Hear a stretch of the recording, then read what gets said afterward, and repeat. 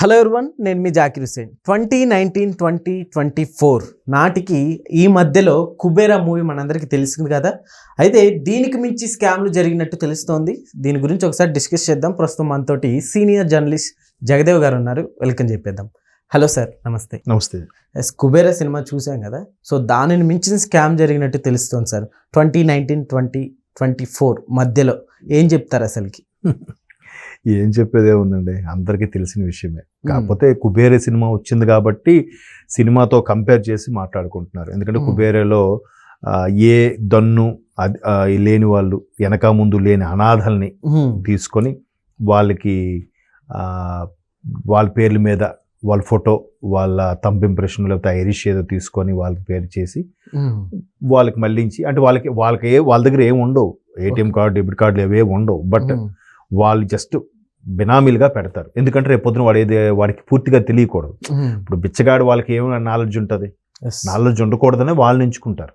ఇప్పుడు ఆ మధ్యకాలంలో కొన్ని ఇన్సూరెన్స్ కంపెనీలు అయితే అటువంటి వాళ్ళని ఎంచుకొని, అంటే ఇన్సూరెన్స్ కంపెనీలు కాదు, ఇన్సూరెన్స్ చేయించే కొంతమంది బ్రోకర్లు అటువంటి వాళ్ళని ఎంచుకొని తరువాత వాళ్ళ పేరు మీద అన్ని చేసి వాళ్ళని చంపేసి ఆ డబ్బులు వీళ్ళు బినామీగా వీళ్ళ పేరు పెట్టుకొని తీసుకున్న సందర్భాలు కూడా ఉన్నాయి. ఓకే.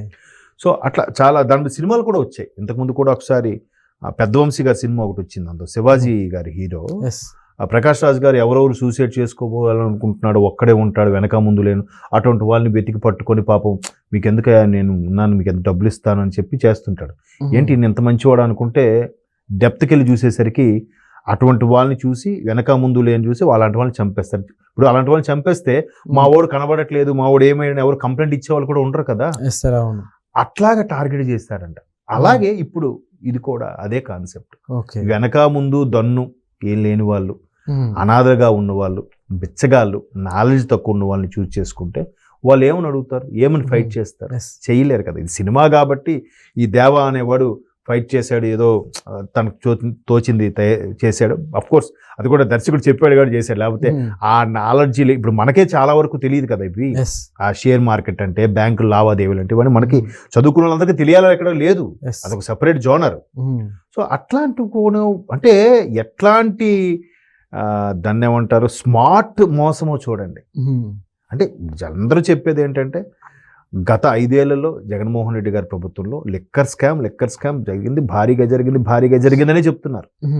ఎప్పుడైతే ఢిల్లీలో కేజ్రీవాల్ గారు అరెస్ట్ అయ్యారో, ముఖ్యమంత్రి స్థాయిలో ఉన్న వ్యక్తి, ఇంతవరకు భారతదేశ చరిత్రలో లేదు ఒక ముఖ్యమంత్రి పదవిలో ఉన్నవాడు అరెస్ట్ అవ్వడం.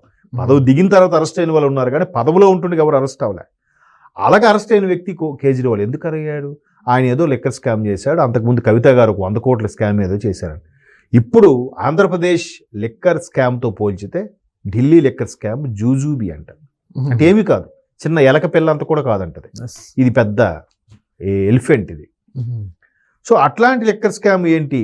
మళ్ళీ చూస్తే అప్పు మీద అప్పు, పథకాల మీద పథకాలు ఇచ్చేస్తున్నారు, అప్పు తెస్తున్నారు, ఆర్బీఐ అంటున్నారు, అదంటున్నారు, ఫైనాన్స్ డిపార్ట్మెంట్ అంటున్నారు, నిర్మలా సీతారామన్ అంటున్నారు, అన్నీ చేస్తున్నారు. ఈ వచ్చిన అమౌంట్ అంతా ఏమవుతుంది?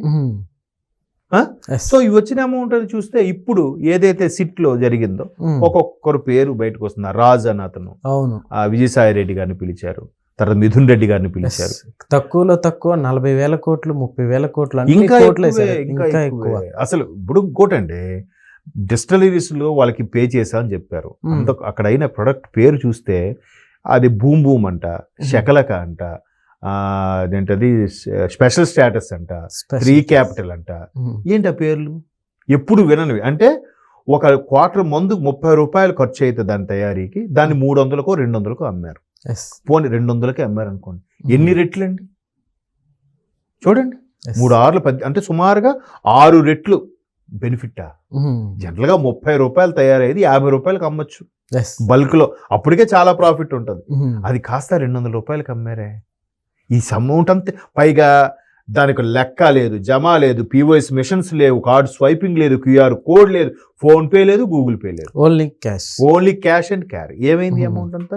మా దగ్గర ఏం క్యాష్ లేదు, కావాలంటే మీరు చేసుకోండి. ఎందుకు ఉండదు?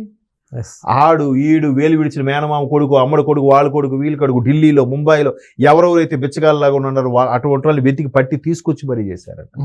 పలానా దగ్గర ఒక కంపెనీ పెట్టారు, ఆ కంపెనీకి మళ్ళీ ఈ బిచ్చగాళ్ళ నుంచి ఆ కంపెనీ నుంచి మళ్ళీ బిచ్చగాళ్ళకి ఏదో సంథింగ్ జంత్రం అంటే వెరిఫికేషన్ వెళ్ళేవాడు కూడా కన్ఫ్యూజ్ అయిపోవాలి.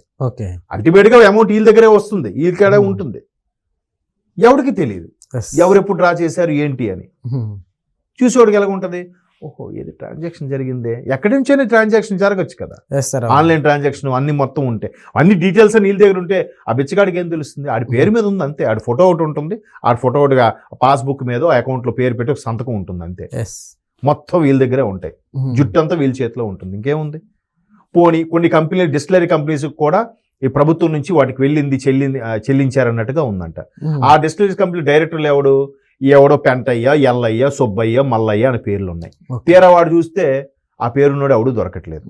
సరే వాళ్ళు అడ్రస్ మెన్షన్ చేస్తారు కదా, ఫ్యాక్టరీస్ ఎస్టాబ్లిష్మెంట్ కానీ లేదంటే షాప్స్ అండ్ ఎస్టాబ్లిష్మెంట్ కానీ, ఇప్పుడు కొన్ని యాక్ట్స్ ఉన్నాయి చట్టాలు, దాని ప్రకారం లేబర్ రిజిస్ట్రేషన్ చేయించుకోవాలి, ట్రేడ్ లైసెన్స్ అవి తీసుకోవాలి. వాటి ప్రకారం ఎంక్వైరీకి వెళ్తే ఆ అడ్రస్ చూస్తే ఒక దగ్గర ముంబై అడ్రస్ ఉందంట, ఆ ముంబై అడ్రస్కి వెళ్తే అక్కడ ఆఫీసే లేదంట. ఇంకో దగ్గర ఏవో విశాల్ వెంచర్స్ అని ఏవో రకరకాల పేర్లు విన్నాను నేను ఇవాళ. ఫర్ ఎగ్జాంపుల్ దీని మీద ఉన్న అడ్రస్ ఉందనుకోండి, ఈ అడ్రస్ మీద ఈ కంపెనీ పేరు ఉందంట, ఈ కంపెనీ మీద ఈ అడ్రస్ ఉందంట. అంటే వాళ్ళే ఎక్కడ ఏది పెట్టాలో తెలియక కన్ఫ్యూజ్ అయిపోయి ఏదో ఒకటి ఇచ్చేది వాళ్ళు ఇవన్నీ దొరికిపోతున్నారు. ఇప్పుడు పేరు మీది జకీర్ అని ఉంది, జకీర్ కింద జకీర్ అడ్రస్ ఉండాలి. నాది జగదేవ్ అని ఉంది, జగదేవ్ కింద నా అడ్రస్ ఉండాలి. నా కింద జకీర్ అడ్రస్, జకీర్ కింద జగదేవ్ అడ్రస్ రాస్తే అక్కడ కన్ఫ్యూజ్ అవుతున్నారుగా. అంటే వీళ్ళకి ఇలాంటివి చాలా ఉన్నాయి. కొన్ని సూట్ కేసు కంపెనీలు అంటారు వాటిని. అంటే ఇప్పుడు చూడండి, ఈ మధ్యకాలంలో గాడ్స్ అనే సినిమా వచ్చింది, మీరు చూసారో లేదు, మన సత్యదేవ్ గారిది. అందులో ఆయన యుఎస్ నుంచి బాగా సంపాదించి వచ్చి వాళ్ళ ఊర్లో బాగా పేదవాళ్ళకి వాళ్ళకి జాబ్ ఇవ్వాలనుకుంటాడు. ఇంకా మినిస్టర్ల దగ్గరికి వీళ్ళ దగ్గరికి వెళ్తాడు. శివాజీ సినిమా టైప్లోనే వాళ్ళు ఇంకా లంచాలు అడుగుతారు. సరే దానికి రెడీ, ఎంత కావాలి చెప్పండి, మా దగ్గర ఒక సిమెంట్ ఫ్యాక్టరీ ఉంది, అక్కడ సిమెంట్ ఫ్యాక్టరీకి మీరు షేర్స్ పెట్టాలి, లేదా మీరు కొన్ని షేర్స్ కొనాలి, అలా అయితేనే మీకు సంతకం పెడతాను. సరే సార్ పలానా దగ్గరికి వచ్చేయండి వెళ్తాడు. వెళ్ళేసరికి చుట్టూ పెద్ద బార్కేడ్లు పెట్టేసి ఉంటుంది, పెద్ద బ్లూ షేడ్ రేకులు పెట్టేసి ఉంటాయి కదా. ఆయన గేట్ తీసి లోపలికి వెళ్తాడు. వెళ్ళేసరికి చుట్టూ ఓపెన్ ప్లేస్, ఎక్కడ ఫ్యాక్టరీ ఉండదు అక్కడ. ఒక కార్నర్లో చిన్న వాచ్మెన్ హౌస్ లాగా ఉంటుంది, అక్కడికి వెళ్ళి అడుగుతాడు. అప్పుడు అక్కడ ఉంటాడు అనమాట. ఇదే ఫ్యాక్టరీ కనబట్లేదు, చూసావు అంత పెద్ద పైప్ లైన్లు, ఫ్యాక్టరీ ఏం కావాలి, సో ఇందులో ఎంత పెట్టుబడి పెట్టాలి నువ్వు. ఇక్కడ ఫ్యాక్టరీ లేదు కదా, ఏం పెట్టుబడి అంటే అదే సూట్ కేసు కంపెనీ. సూట్ కేసుల వరకే పరిమితమైన కంపెనీ. ప్రభుత్వం దృష్టిలో లేదంటే ఇట్లాంటి చట్టాల దృష్టిలో దారి మళ్లించి ఆ డబ్బులు తీసేసుకుంటారు. చూసారా, మేము గవర్నమెంట్కి చెప్పి గవర్నమెంట్ దగ్గర భూమిని తక్కువ రేటు కొనుక్కోవడం, గవర్నమెంట్కి చెప్పేసి ఆ లోన్ శాంక్షన్ చేసిన లోన్ అంత తినేయడం. ఇక్కడ చూస్తే ఫ్యాక్టరీ ఉండదు, ఎవడైనా వస్తే వాడికి ఎంతో లంచం ఇచ్చి మేనేజ్ చేసేది. సో అట్లాంటివి చేసే ఎంత చేశారు కాబట్టి ఆ సిట్లో ఇలాంటివి ఇంకా బోల్డ్. జనరల్గా చాలామంది ఏమంటారంటే ఆ సినిమాలు చూసి నేర్చుకుంటున్నారు కాదు, శేఖర్ కమ్ముల లాంటి వాళ్ళు ఇలాంటివి ఎక్కడో ఆర్టికల్ చదివి వాళ్ళు స్క్రిప్ట్గా రాసుకొని తీస్తున్నారు. చాలా మాయగాలు ఉన్నారు, చాలా జాదుగాలే ఉన్నారు, మనకు తెలీదు.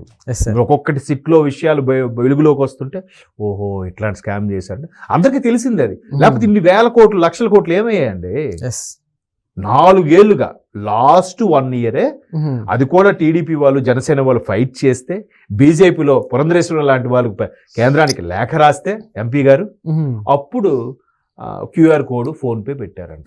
మరి 4 ఏళ్ళు లెక్క లేదు, జమ లేదు. పైగా గవర్నమెంట్ సారా షాపులు, గవర్నమెంట్ ఏరక్ షాపులు కాబట్టి ఎవడు మాట్లాడు, ఎవడు రైడ్స్కి వెళ్ళడు, ఏ కస్టమ్స్ వాడు మాట్లాడు, పోలీసు వాడు మాట్లాడు, ఆడిటోడు మాట్లాడు, ఎవరు మాట్లాడు. అంతే కదా. చూడండి ఎంత తెలివి మీరిపోయారు. మరి దీనికి ఎవరు చెక్ పెట్టాలి? కాలం మారాలి, పాపం పండాలి. Okay sir, thank you.